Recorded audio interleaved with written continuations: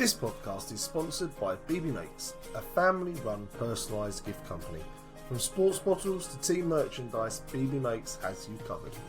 They will happily work with you to create unique designs for your perfect gift, with a wide range of products, all able to be personalised with names, quotes, pictures and much more. Head over to bbmakes.com. That's www.bebemakes.com and use the code COIS so they know that we sent you. Oh, and of course, come on you Spurs. Welcome to the Spurs News Podcast, your home for all things Tottenham Hotspur. Now, here are your hosts. Hello everybody and welcome to a new episode of the Spurs News Podcast. I am Sam. It is episode 262. I've not titled this one yet, I'll have to come up with something, but it's just me. At the very, very last minute, Stefan's taken unwell, so didn't have time to kind of call in an audible with anyone else, and so yeah, solo show. Apologies, I know that kind of sucks for everyone, but we'll soldier on, we'll get through it. I've got a kind of running order for the show, and typically what I do with this is I sit down and sort of work out a few topics, like these are the areas I want to kind of touch on, these are the areas I think we need to touch on. At the moment, it's very rarely I'm like, oh, I really want to talk about that game. It's kind of like I have to talk about that game. So it's difficult though, because what you kind of try and do is like go, oh, okay, so here's the topic, I'll kick it off, and then let the conversation go where it needs to go or wherever it goes. And typically on this show, it's a tangent. But because it's just me, it's kind of difficult to do that. So the very first thing on the agenda is cup exits. And to be honest with you, does anyone want to talk about that or think about that right now? It's happened. I think all of us kind of hoped it wouldn't, but kind of guessed it would as well. I'll be honest with you, I went into the Aston Villa game worrying that was going to be a massacre. I was kind of worried, given how tired the team looked against Liverpool and how easily Liverpool kind of dealt with us. I was concerned knowing that same squad was going to have to go again on Sunday, mentally get back up for it, etc., and physically get back up for it, knowing that they travelled back from Liverpool, didn't get back till like early hours of the morning Friday, didn't train, Saturday kind of did a walkthrough, and then played Sunday. So, yeah, my fear was an absolute humbling, and especially considering we've beaten them, I think like 4-0 and 4-1 the last couple of games, so they'd have wanted to stick it to us. And I think to a certain extent, if it wasn't for Kinski, it possibly could have been that bad. Now, he made an horrendous error, which he knows and we all know, for their goal. That shouldn't have gone in. I think that was two parts. One, he looked a little nervous. A few of them looked a little nervous. And so it came that early in the game.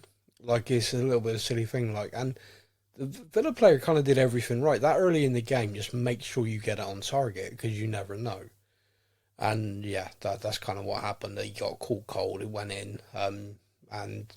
But then he did, in my opinion anyway, and I know everyone's opinion differs, I do think he made up for it in the game, because he was called into action a lot. And he did do a fairly good job. We're out of both the domestic cups. The odds of now finishing the season with a trophy are greatly diminished. I'm gonna say, I know a few of you might disagree, but I'm gonna say I think the titles is not gonna happen this year. I think the Premier League title, I don't know. I don't know what you're thinking. I mean, people may disagree, but, I look at it and I just think, no, I think perhaps at this stage I can rule us out of the title race. Now, the Europa League's an interesting one, because the Europa League you look at the teams that are in it. There's some very good sides in it, but you look at it and there's no one on there that I look at and I go, oh yeah, we'd never beat them. Now, funnily enough, domestically, there's like 5 teams I look at right now, and I say, yeah, we're over 2 legs. We're not beating any of them. But in Europe, I go through it, and I do think, perhaps naively, perhaps it's kind of because I don't see these teams week in, week out. But I do look at it, and I do think, yeah, okay, the Europa League genuinely is a competition that's there for us to win. And before the season started, we were installed as the bookies' favourites to win it, which you can understand when you look at the squad we got. Obviously, no one at that particular stage knew the utter injury devastation we were going to go through. But so I do find it kind of interesting that competition is still very much there. But whether we have the squad capacity to do anything in that, I don't know.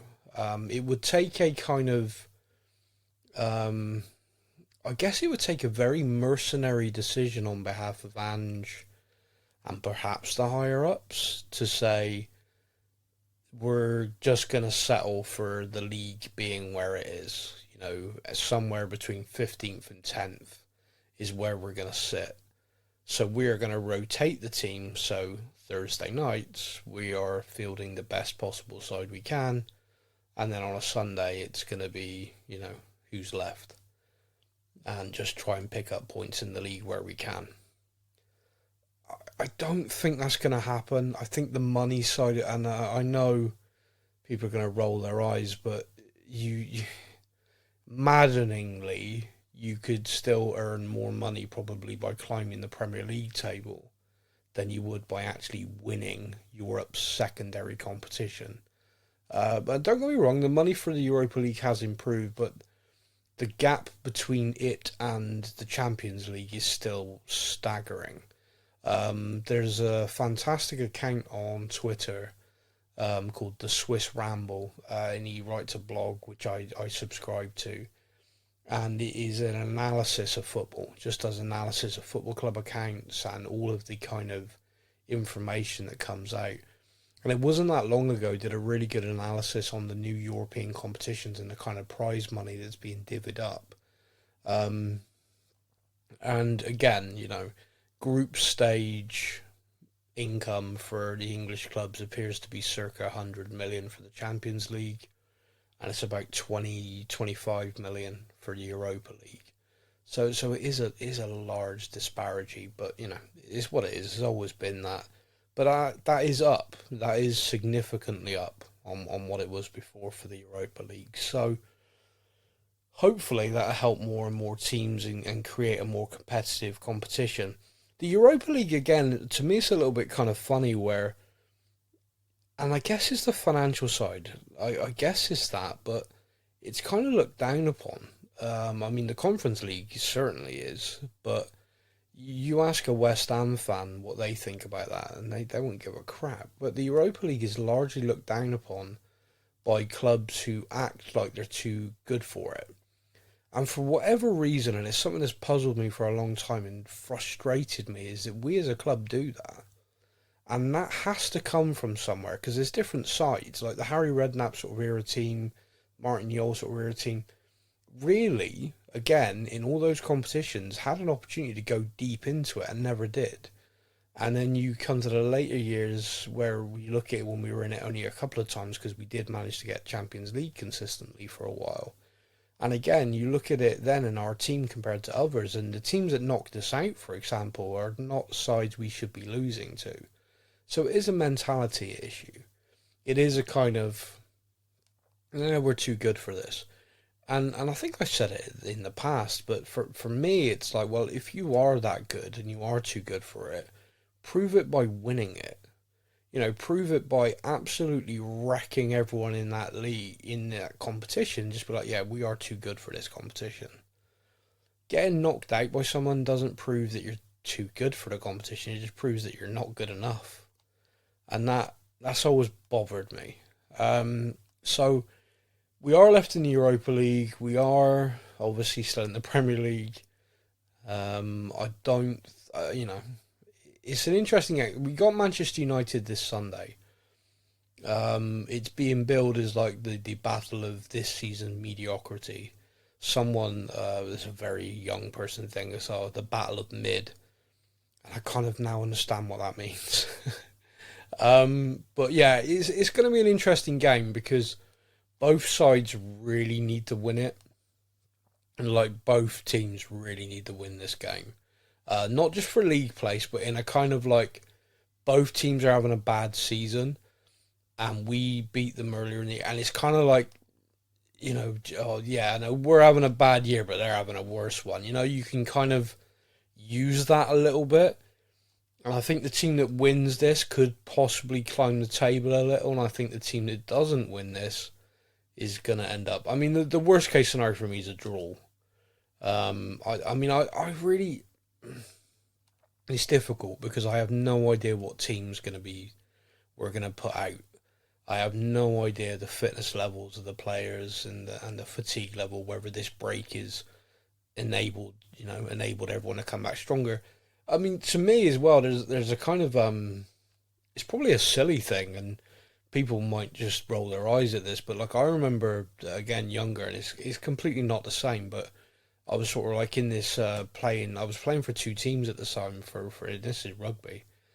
And I was playing consistently midweek at the weekend. It was like my club side of my district, and it was consistent. And then my school sort of like, oh, you need to play for these games as well. So I was playing 3 games a week consistently for ages, and I was in the zone doing well. And then I had like a 2-week break. And when I came back, everything hurt.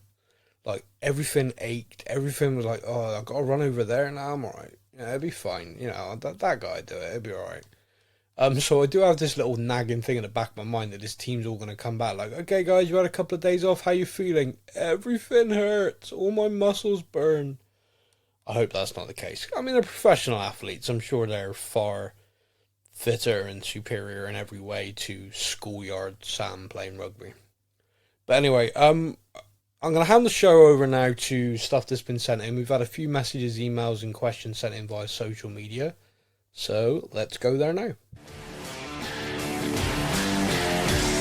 Now it's time for your comments from our social media.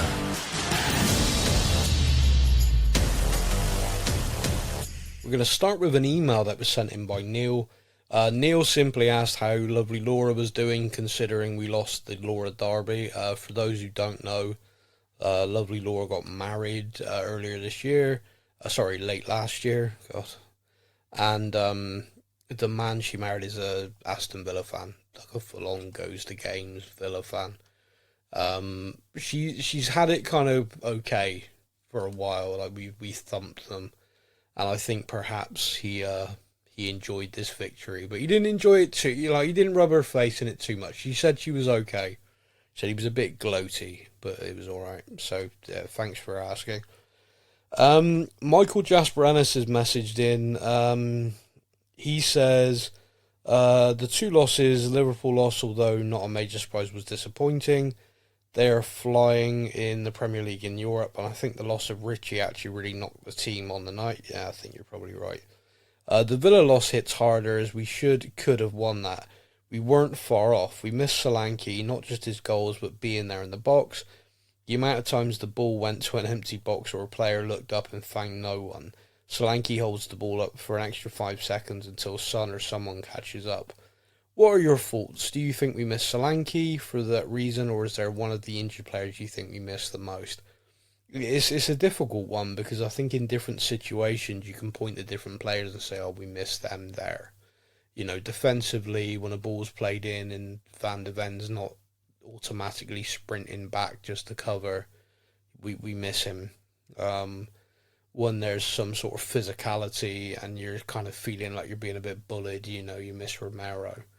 When you're trying to unlock a low block and nothing's happening and players are just moving the ball side to side, you miss Maddison.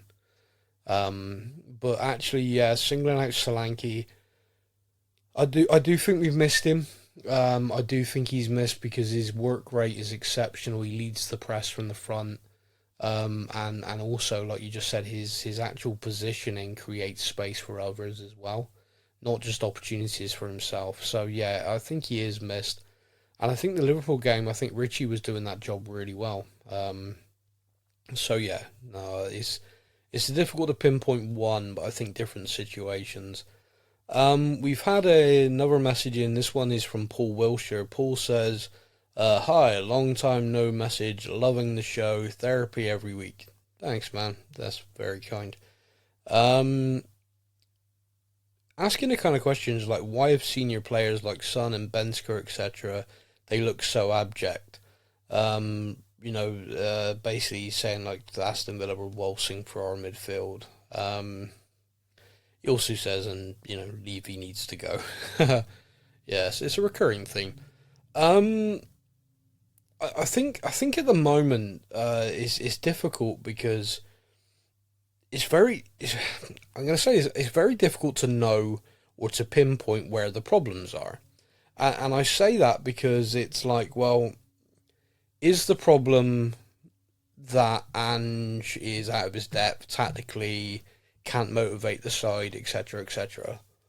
I'm genuinely not sure. Like I don't think so. Like I think that is not the issue, but I can't tell you 100% because it's hard to judge when he's not got a team of players there. And I've said this before. It's like it's not an excuse when it's the truth. There's a lot of people who's like, oh, this injury excuse is wearing thin. It's not an excuse. It's true. He said it in his last press conference, and I'm kind of glad he did because it's been pissing me off that people are kind of pushing this. Yeah, everyone's got injuries. Well, I'm sorry. You take any team in the league, right? Look at the top 5 sides in the Premier League currently, right? Now, I want you to mentally, from their first 11, as best you know it, their strongest 11, and then I want you to remove from that strongest 11 their first choice goalkeeper, both of their first choice central defenders, their first choice left back, their first choice creative midfielder, or just one of their creative midfielders if you don't want to call him first choice, and then their first choice striker. And then I want you to get what's left. It's okay, so you have to bring some players in off the bench, some academy kids, whatever. And then they play twice a week, travelling to here, there, and everywhere consistently for 2.5 months.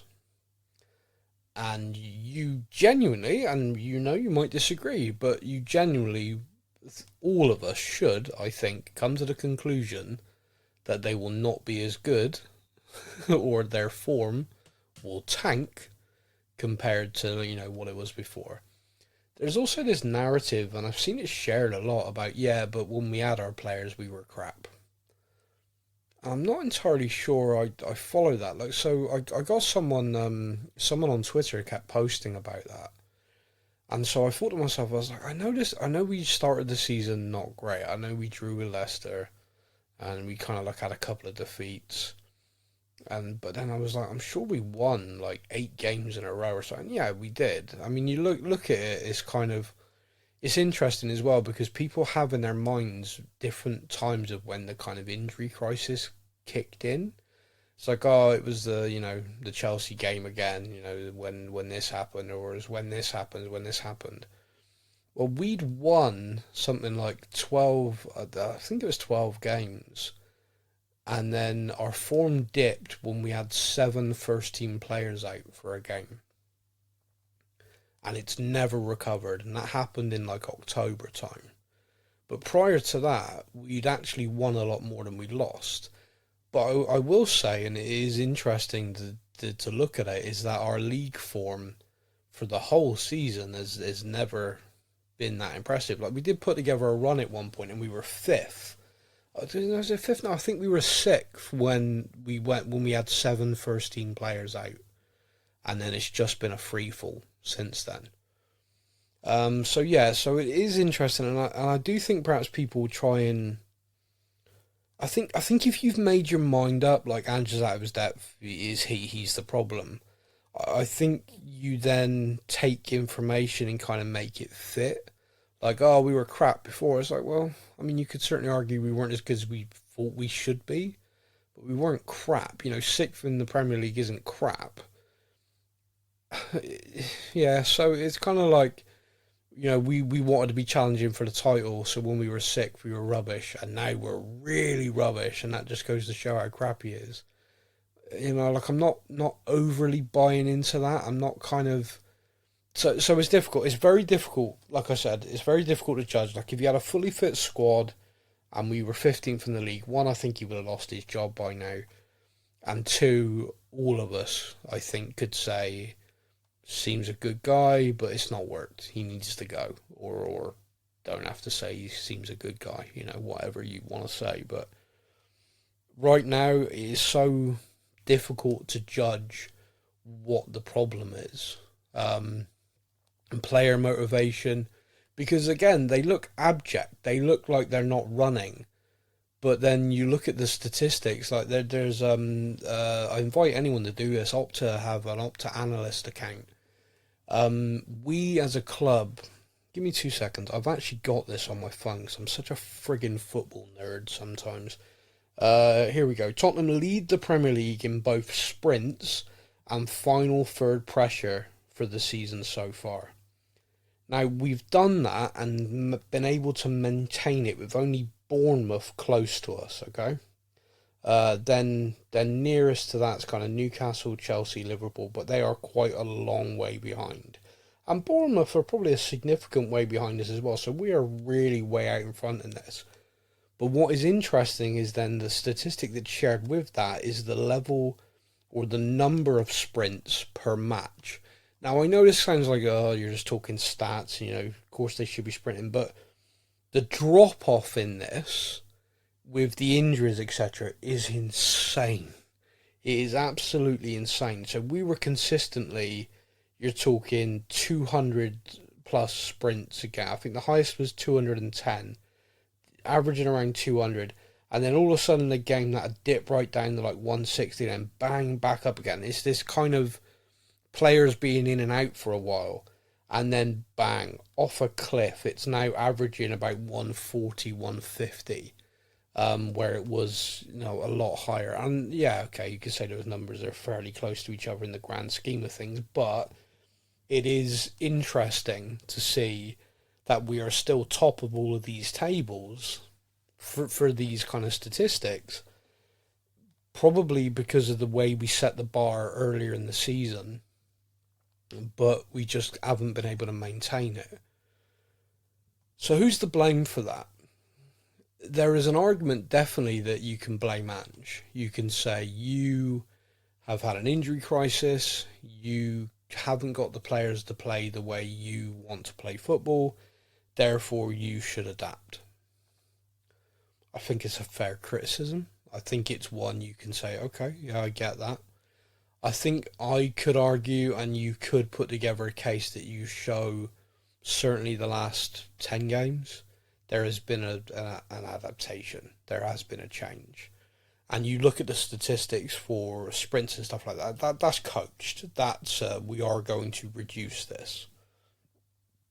I think that's born purely out of necessity to save the side, to keep playing 2 games a week. I think otherwise, if you tried to play Ange ball, in air quotes, every single game, twice a week, without being able to rotate players, you are then at that point deliberately knackering them, which I know some people think he has. I don't think he has. Again, it's just my opinion. I think, so there has been an adjustment. For me, and again, it sounds almost agenda-driven, but I just try and assure everyone it's not. It's the hierarchy at the club that really should take some responsibility here, because they are the ones who appointed Ange. So they are the ones that looked at different managers, spoke to different managers, and spoke to him, who was always very, very clear. This is how I play, mate. This is how it works. This is what I expect. And to achieve that, I need this. This is the kind of squad I need. And they have, in each window, tried to move towards that. The very first window he was here, it was kind of like quite a big leap in that direction, but there's still a lot of players in the squad who couldn't play that way. And so it's been a transitional process. And even in this window, which I really wasn't that impressed with, the changes that have been made to the squad, the additions are Ange additions again. So, again, it is a gradual process, and it is heading in that right direction. But the actual numbers, I think, is where there's an issue. And it's interesting because someone did an analysis on Twitter which goes back to the Harry Redknapp era of when Martin Jol kind of got us into Europe, and then it kind of, for the first time in a while. And then by the time Redknapp came in, we were kind of consistent. And he was trying to challenge into the Champions League, etc. But from that era all the way up to now, every single manager, this person was able to find press articles about injury crisis and struggling to play 2 games a week. Now, that's strange. Like, you know, and I've said this before about the culture at the club, because if you've got all of these different players, all of these different squads, all of these different managers, all these different coaches, so all the different training methods and physicality and all these different things, why is it that they all seem to have the same problems? And I encourage anyone who's unsure about this to go and look this up. And if you want, message me and I'll send you the Twitter thread, because it was all sort of compiled quite nicely and quite helpfully to demonstrate this. I mean, some of the interviews are almost identical. Like, oh, you know, we're short of players, we're short of this, we need reinforcements. It's been worded slightly differently, but it's almost like every single manager or coach at Tottenham at some point has hit the wall of, you're asking me to achieve this with the budget of this, you know, and that is kind of a horrible reality. Again, the financial information that's been released is, we as a club and as a fan base are sold and told by our owner, chairman, we are trying to win things. That is our goal. We assure you the football inside is about glory. We've all been kind of like one eyebrow for these statements, like, really? Because it doesn't seem that way. And now you look at the fact the wage structure is in such a position again that we are not, you know, we're literally bottom for, you know, or top of the table for the percentage of wages spent. And there's been a few things about this in the last couple of windows, and I've been kind of curious about it, because for a while, like, the whole wages thing, it'd become a bit of a myth. Like, we kind of dealt with it. We were paying players a significant wage, but it would appear that those senior players have been moved on and replaced by younger players, so therefore the wage bill is dropped right down. But at the same time, you're then looking at that like, well, is that a targeted thing? Is that actually why you're doing it? Is this back to some sort of Ajax policy of buy young, train them, sell them for a higher figure? It's a weird thing. Like, you're not, in England especially, you're not going to win anything doing that. As Hansen, you know, you're not going to win anything with kids. And it's kind of funny because that line's brought up a lot as a kind of defending, oh yeah, but you can. Yeah, someone needs to go back and look at that first team again. Yeah, it was the class of 92 came through, but trust me, there was a lot of very experienced players in and around them. And that's kind of what we're lacking right now. Like, there's some real quality young players there. Berval, Gray, to name two. But the players that are in and around them are so fatigued or injured, it's very difficult to judge anyone. Very difficult. But anyway, right, we're going to move on to some more questions. Sent in via the Facebook page, Ryan Miller says, which player are you most desperate to get back from injury? For me, it's Van de Ven. Again, it's a difficult one because kind of at different times I think I wish so-and-so was playing.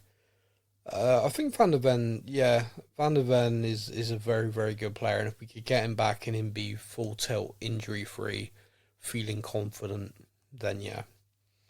Tom Perk says, if you could bring back any two of our ex-players from the Premier League era to help ease the injury crisis. Now, I clarified this with Tom because I wanted to see if he meant, like, two players we've sold recently who are still playing, or two players coming back in their prime. He said players coming back in their prime. I mean, to help right now, I mean, I'd probably say this guy almost every time in his prime, Dembele. I think he'd help any team at any point, but right now, the level of calm that he'd bring to the midfield would be incredible. I think a kind of obvious one would be to say Kane because of the goals, but I'm actually going to say, it's kind of funny, I'm actually going to say Bale in his prime, because you look at us right now, and if you add Dembele into the midfield and you add Bale in his prime, sort of attacking wide, playing Ange ball, yeah, I think we wreck teams. So there you go. So that's my two. We've also had some messages on Instagram. First one is Dino says, if we lose on Sunday with a string of players returning, what excuses can Ange use? And before any happy clappers jump on the, oh, you want us to lose? No, I want 3 points. I want my Tottenham back and not a defeat after defeat. I don't think I'm a happy clapper, and I don't think you want Tottenham to lose. I think you're asking a valid question, which is, if you have players back on Sunday and we're unable to beat Man United, who are not in good form and are kind of very similar position to us, literally and figuratively, what can we say? I think the key thing is going to be kind of difficult. Like, if a load of players come back, that doesn't instantly make everybody fit and everything perfect. And I think there should be some sort of recognition of that. But at the same time, you would like to think after a week of kind of resetting, refreshing, the team could show something, and that's what I want to see. Like, you can lose a game of football, you can have a fully fit, the best team ever, and you could still lose a game of football. You know, it's 11 against 11. If they show up better than you on the day, that happens. So, yes, I think we need to win. I want us to win. I think the thing that will determine in my mind, for me personally, whether it's a kind of, oh, okay, Ange, you clearly, you need to go. What could do that is seeing the kind of, what I've seen for so many other managers in the past from Tottenham players, is that's when they down tools. It's when you can see they're not trying. Now, up to this point, perhaps blinkered or whatever, I don't think I've seen that. I've seen the team look terribly fatigued and awful and off the pace, and it takes them a while to get going, like against Villa. And I've seen him have to make changes because players just aren't tracking, aren't doing anything in the midfield. But I've not seen what I saw under other managers, where it's just like they've gone onto the field and they're all just looking at each other like, oh no, we've conceded a goal. Oopsie, hope the manager doesn't get fired.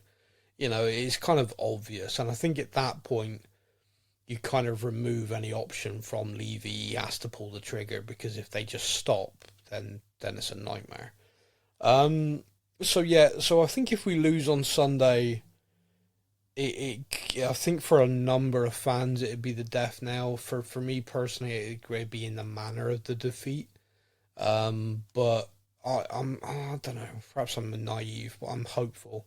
I'm hopeful that with this week we'll see an improved performance and we can kick on from it.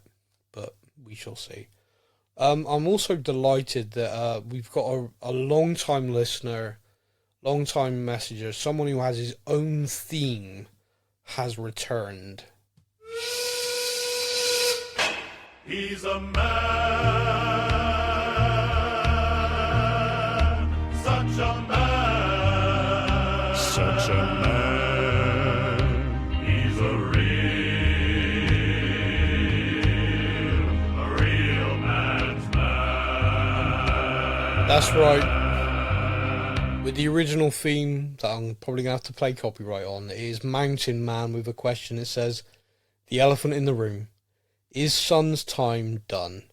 As much as he is the nicest man in football and a club legend, can we afford to keep a player, barring the current injury crisis, who is consistently underperforming at this stage? Yes, he looks knackered, And I think yes, he's had injuries and an operation, but I think for the last 3 seasons he has been on a steady decline. I think his status at the club has seen him appointed captain, but I don't think he is effective either in that role. The cynic in me says that Levy is too invested in the Korean money to move him on. What are your thoughts? Now, Mountain Man, whether this is deliberate or not, and the conspiracy theories that you're in league with Polynesian Dan will not go away. Me and Polynesian Dan, Spurs News admin team, have been arguing about this all season, and it gets heated at times. We have very, very different views. He is very much of your opinion, and in the summer, leading into this season, there was interest in Son for a transfer which would have been sort of 40 to 50 million. The player wasn't overly that interested, and the club just dismissed it. But it could have materialised. And Dan very much should have sold him. Now, the nightmare fuel for me on this is every time Son scores, gets an assist, it's like, oh yeah, okay. And any time he doesn't, it should have sold him, and it bugs me. But I'm trying not to let it. I think Dan knows it bugs me, and I think he does it on purpose. He needles me. Like, he knows I don't like AVB either, so he constantly brings him up. Oh, Miss AVB, he was great. Just like, anyway. So when it comes to this, I fundamentally disagree on all aspects of it. I don't think he's been in decline. I think we as a club been in decline. So perhaps he's not looked as incredible. And of course he's getting older and he's had to adapt and stuff. But you talk about the season. So I looked at some statistics, which I know doesn't tell the whole story, but I do think it's kind of important because, when you're talking about a player that's declining and all of these different things, so this is via Opta, so it's available online. In the 2020-21 season, Sonny played 51 games for us across all competitions. He scored 22 goals and got 17 assists. So that was 2020, 2021. Now, I'm going to point this out, okay? Back then, in that season, if you crossed the ball and it was an own goal, so like you stuck it across and it came off a defender or he knocks it into his own net, you were given an assist.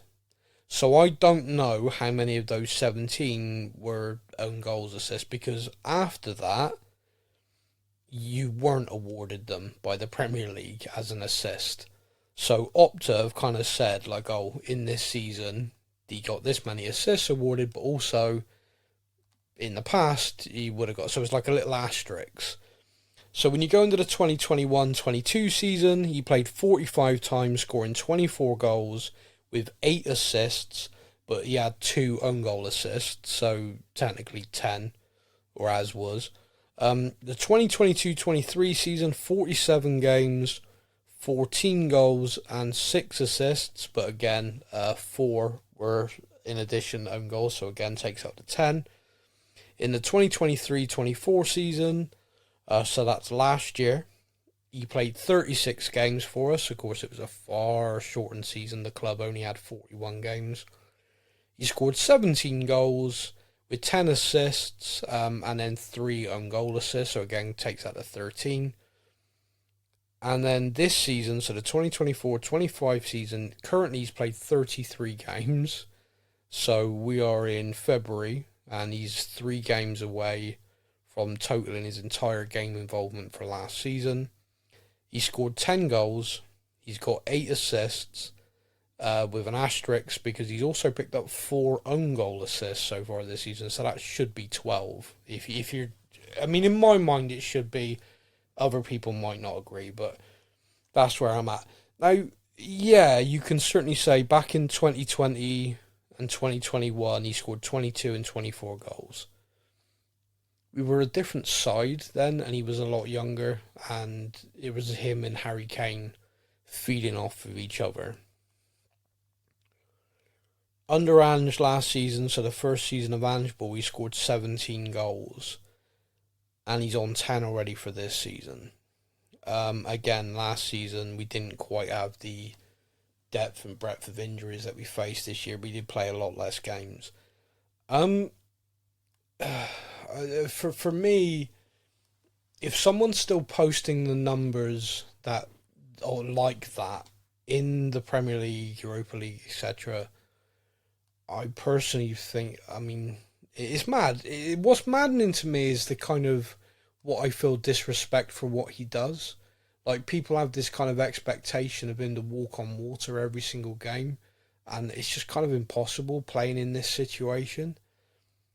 And also, if we were looking at the bringing in a player, and I said to you, those are his stats for the last 5 seasons in the Premier League, and we can get him, people would be over the moon. People, oh yeah, bring him in, bring that guy in. Absolutely, he'll add experience and all that, all this stuff. But he's kind of taken for granted. He's been here for 10 years, and I think he's going to be another player that only when he's gone do people realise the impact he has when he's on the pitch. Sonny being on the pitch sticks defenders to their spots because he has that ability in him. People have to double up on him and stuff like that, and he does struggle with it sometimes. And when he's fatigued at the moment, like he is, yeah, at times he doesn't look that good or that effective. He seems to kind of drift out of games. But for me, I think people kind of single him out, and I don't think it's fair. When it comes to the captaincy, there are all different kinds of leadership. Sonny isn't a guy who's going to grab someone by the scruff of the neck and scream in their face. That's not his style of leadership. His style of leadership is about creating an environment for everybody at the club. And you only got to look at the fact that when Ange appointed him, he appointed vice captains to go with him to create a leadership team, a leadership group. You got him, Maddison, and Romero. You got 3 very different characters there. Romero is far more likely in everyone's mind to be getting up in someone's face and shouting, bellowing. And we've not had him for a long time in the side. But when he is there, he does talk, he does do stuff. What I find a little bit interesting is a little bit of insight I was given about how much he talks behind the scenes. Like, because again, you kind of have this image of him, but he's apparently very, very clear communicator with the group about what he expects and kind of drive that. Maddison, again, very, very different style, and leadership style, very, very different. I think Ange kind of falls into this a little bit as well. It's like people have this kind of perception in their mind, if I don't see the manager on the side of the pitch running up and down, leaving his technical area, shouting, kicking every ball virtually, he's not doing his job. And I just don't buy into that. I don't.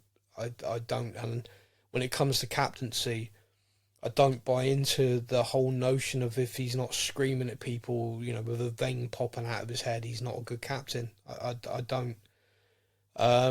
So again, I think there's certain people that lead by example, lead by leading the club in certain ways, professionalism. I think every player on the pitch in a Premier League team needs to be at a certain level of leadership. You shouldn't need a babysitter, a hand holder. And I think club captains really should be about more than just what's going on the pitch. It should be about setting the ethos, the tone. This is how we train. And I'd like to think that regardless of what people think of his form, people have realised what a good professional he is and what a good example he is to the younger players. The final point around money, career and all that kind of stuff, I don't know. I mean, he's one of the best players in the world and has been for some time. I think to an extent that's a little bit lucky. You're right. I think the club obviously have a desire to be commercially viable. The hierarchy at the club, but at the same time, he wouldn't last as long if he wasn't good enough. And I mean that in the sense of, even if Daniel Levy, Donna Cullen, everyone are like, Son's irreplaceable, we will never sell him. The coaches are the one who picks the team, and consistently every manager, coach who's walked through the door, have worked with him, has picked him and want him in their side. So, I don't know. Again, and the problem is when things aren't going well, stuff like this crops up. Stuff like this becomes a thing. Like, everyone kind of focuses in on it. So yeah, it's problematic for me personally. Perhaps I can't be objective. Perhaps I should get Polynesian Dan on here and let him just give his view, because I'd probably just cut him off and be pissed off. So yeah, so for me, no. For me, he's still contributing. Just look at the numbers, and his presence on the pitch is an important one. And I think with a fully fit squad and players around him, his numbers will be better this season. And also, he wouldn't have the burden of responsibility that he has quite so heavily on him all the time, which would free him up to do more. Just my opinion, though. Lastly, then, I want to discuss and I want to give a special mention to the change for Spurs protests, which are planned for the Manchester United game this weekend. So it's the 16th of February, and it is a march to the stadium. So the meeting time is 2:45 p.m. If you're going to the game, I really encourage anyone and everyone to be involved in this. They've put out so much stuff. There's so many press articles. It's been in a different paper every day, from the London Evening Standard to the Sun today. It was a piece in the Mail, the Telegraph, the Times, Sky Sports News have followed it. It will be, the cameras will be on this. And what I mean by that is, a televised game, everyone's talking about the fact there's going to be this protest. The more people there, the better. And people can all have very different views of what change is for the club. But the key sentiment, the key kind of thing is, look, they're not screaming for leave you out, sell up, we don't care who buys us. It's basically saying, whether it's you, whether it's someone else, something needs to change, because this isn't good enough. Like, this is, you are running the club as a business, not a football club. We are football supporters, not customers. Please, we want change. They're encouraging everyone to be there. 2:45 meet time at the crossroads of Lordship Lane and the High Road. The march will begin at 3 p.m. from there to the stadium. They're asking everyone then at full time, win, lose or draw, to gather the south stand lower for a sit-in protest at full time. So 2, the march to the stadium, and then a sit-in protest at full time. There are also other things going around that basically every 10 minutes, a leave you out chant. I've seen that shared a lot. So we will post about it on the Facebook page. Please take a look. It's Change for Spurs. You can find it across any of the socials. If you type that in, you'll find all the details. But if you're going, I think one of the biggest things that is hampered any kind of protest movement in the past is the fact there are so many differing opinions on what should happen or how it should be done.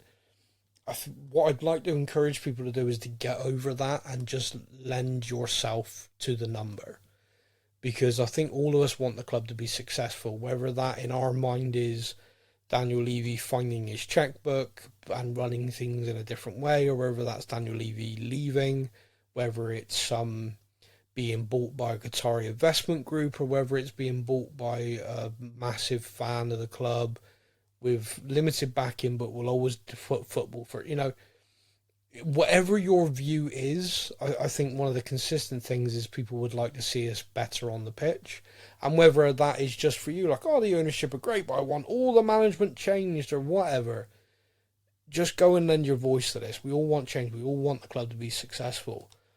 The bigger the number, the more impact it will have. And one of the other aspects of this protest, which they want to make abundantly clear, is get to the stadium during the game. It's just nothing but support for the team. So yeah, there will be leave you out chance, of course there will, but get in there, get behind the team, because we all want 3 points, and supporting the team is what we're all there to do. So there you go. That is the show. I've rambled on. I've done it by myself. I don't need a co-host. I probably do, so I'm just talking to myself, and that's weird. So we will be back. I say we, hopefully we will be back next week. Until then, everybody, you all take care. Thank you for listening to the Spurs News Podcast. We hope that you enjoyed the show. Stay up to date with all things Tottenham. Follow us on social media. All links are in the podcast description.